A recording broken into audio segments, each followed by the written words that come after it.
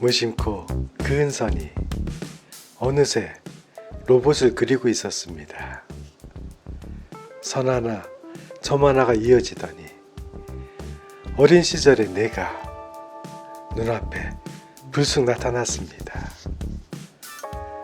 1970년대 제주도란 섬에서 자랐던 나에게 로봇 만화 마징가 Z는 정말 절대적인 영웅이었습니다. 거물만큼 큰 로봇이 등장해서 악당들을 한 방에 날려버릴 때면 나의 작은 심장은 폭죽처럼 터질 것 같았고, 와, 세상에 이런 게 다 있단 말이야 라며 입을 다무지를 못했습니다. 그날 이후 나는 로봇에 미쳐버렸습니다. 아니, 마징가 Z에 푹 빠져버렸습니다. 특히 마징가 Z의 기술 중에서도 내 심장을 가장 뜨겁게 만든 것은 바로 로켓 펀치.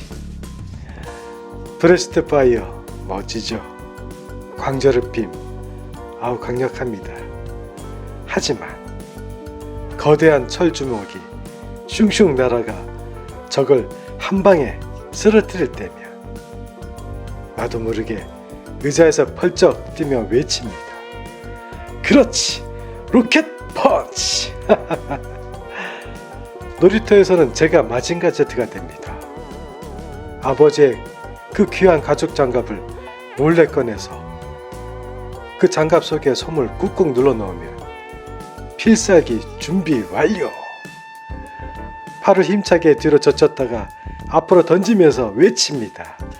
로켓 펀치! 장갑이 허공을 가르며 날아가서 친구의 가슴팍에 명중하면 친구들은 만화처럼 퍽퍽 쓰러지며 비명을 질렀었습니다. 으아! 당했다! 나는 환호성을 지르며 마치 세상을 구한 영웅처럼 으쓱했습니다. 하지만 장갑이 너무 멀리 날아가 버리면 난 반쯤 울면서 장갑을 찾아 헤맸고 결국 못 찾고 집에 돌아가 혼나는 건 저의 몫이었습니다. 제주도 바닷가가 원래 그렇습니다. 그 아버지의 귀한 장갑을 5개는 잊어버린 것 같았습니다. 그림으로도 제 열정은 폭발했습니다. 수많은 마징가 Z를 그리는 제 공책은 전쟁터였습니다. 친구들은 제 그림을 보면서 입이 쩍 벌어지죠. 그리고 사탕이나 과자를 들고 와서 말합니다.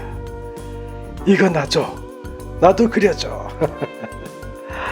그림 안에 사탕 2개. 그림은 금세 팔려나갔고 나는 작은 부자가 된 기분이었습니다. 하지만 문제는 공책이 공부를 위해 존재한다는 점. 이게 뭐야? 공부는 언제 하고? 엄마의 잔소리와 선생님의 꾸중이 날아들었지만 나에게 그게 들릴 리가 없었습니다. 더 멋진 로봇을 그려야 했으니까요.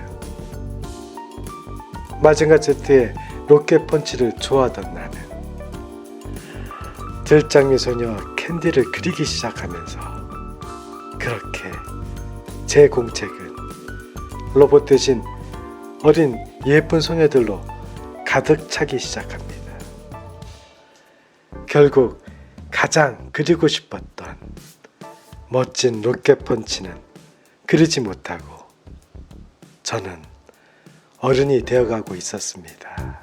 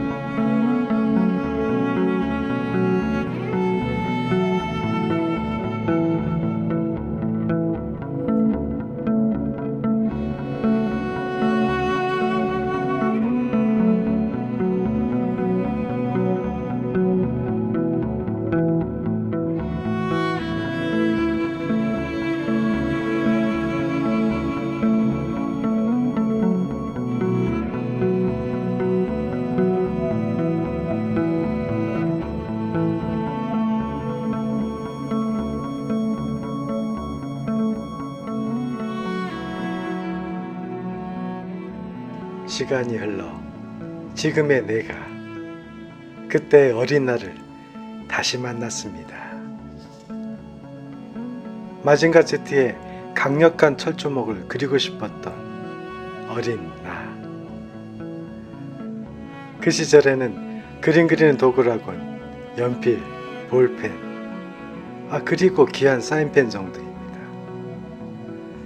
그래서 연필로 강한 질감을 그리다 보면 종이가 그만 빵꾸가 나곤 했지요. 그리고 그 시절의 제주도에는 미술학원이 없었습니다. 그저 보이는 사물과 엄마가 가끔 사주시는 만화책이 나의 선생이었고 나의 상상으로 그리는 그림이 전부였습니다. 멋있는 로켓 펀치를 그리고 싶었지만 도구도 배움도 부족해서 마음껏 그리지 못했던 어린 나에게 이제 어른인 내가 그 꿈을 이루어줄게. 내가 그토록 그리던 마징가 Z의 그 멋진 로켓 펀치. 과거의 나에게 이 그림을 선물하고자 합니다. 너의 희망을, 너의 꿈을 내가 완성할게. 그 시절 가슴 뛰던 설렘은 여전히 내 안에 살아 있습니다. 로켓 펀치를 날리며 세상을 구하고 싶었던 어린 나를 기억하며 더 멋진 로켓 펀치를 40여 년이 지난 오늘 그려봅니다. 그리고 그 어린 나에게 이 그림을 바칩니다.